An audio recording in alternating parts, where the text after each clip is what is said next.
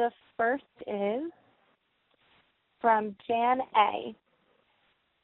What about using panic for confidence intervals and phantoms for hypothesis testing as a guide? And for those of you that don't know, panic is parameter, assumption, name test, interval, conclusion. And phantoms is parameter, hypothesis, assumptions, name test, test statistics, obtain p-value, make decision, state conclusion. This is Josh. I think that's a fine thing to do if that helps your students. I prefer our four-step state plan, do, conclude.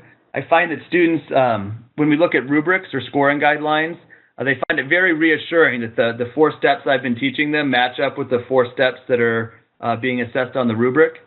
But that being said, numbers of students use those panic and phantoms acronyms as a way to organize their answers and to remember the steps. So I think, if it works for the students and they can answer the question successfully, that's fine. I have to be careful on this one. My colleague who teaches AP statistics next door to me uses those two acronyms with her students. So although the state plan, do, and conclude is my favorite, the other acronym seems to work pretty well for her students. Okay, next question. Next question is again from Jan A.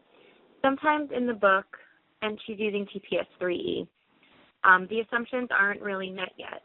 So I tell students to do the calculations anyway, but what should they say in the free response section to note that assumptions may not be met? We have good news for you there. If the question on the free response section asks the student to calculate a confidence interval or perform a hypothesis test, the good news is that the conditions are going to be met. So students don't need to worry about that. If they're actually asked to do calculations, they'll be provided with either reassurance that the conditions are met, or they'll be given the appropriate information to verify that they really are met. It is possible that there'll be a question somewhere on the exam that focuses in on a situation where we're just checking conditions, and in that case, the conditions may or may not be satisfied. But in a free response question where students are asked to do the four-step process, the conditions will be met. I agree. Next question. The next question is from Steve C. My students want to know if anything has changed for this year's exam by way of grading or content. Not that I'm aware of. They certainly haven't made any announcements on the AP teachers community or on AP Central, so everything is the same as last year and the last several years. I agree. The next question is from John P. For listing the inference method in the four-step process, is it enough to list what function on the stat test menu of the calculator was used? I am thinking no, but I feel like my students have gotten into that habit. Yes, it is enough. That's sufficient. To call it 2-SAMP t-test or 2-prop z-test is sufficient for identifying the procedure. Yeah, I would agree. The only follow-up I would add is that's on the weak side of communication. It would get credit, but if a student was, at a 2.5 or a 1.5, and a grader had to make a decision about whether to take that 2.5 up to a 3 or take that 2.5 and move it down to a 2, very minimal communication usually is not a point in the favor of the student. So it is sufficient, but if you can encourage them to write it out, maybe with a more complete name, that would be helpful. Okay, next question. The next question is from Tony S. Are students required to use a pencil or can they use a pen on the AP exam? Is one preferred over the other, especially on the free response? Different AP exams tend to require different types of writing instruments. Yeah, good question. Certainly on the multiple choice, kids use pencil.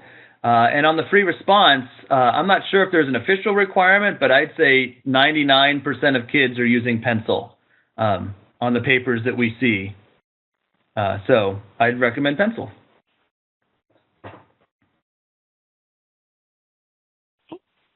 The next question is from Amit B. Can you give a good way to explain the difference between lurking variables and confounding? And what is the best way to explain what R upper caret 2 represents? I'll take the first one. Okay, I'll do the second one. My best advice is not to use the term lurking variable at all on the exam. It's not a commonly agreed upon term out in the statistical community. And in fact, those of you who are using the 5th edition of our book will notice the disappearance of that term. It's been a term that's been around for a while, and certainly it means more than one thing depending on who you ask. So I sort of prefer to call those things other variables rather than coming up with a fancy name to them. So other variables besides, say, the explanatory variable or the response variable is a much safer term that would be accepted by anyone. The term confounding is definitely on the AP Statistics topic outline, and it's one that if you're going to use, you need to understand that for there to be confounding, the relationship between the explanatory variable and the response variable has to be blurred by this other variable. And I'm not going to use that L word, but the other variable has to be associated with the explanatory variable, and also it has to have some clear relationship to the response variable. So confounding is a complicated situation where another variable is linked to the value of the explanatory variable and also clearly has a relationship with the response variable.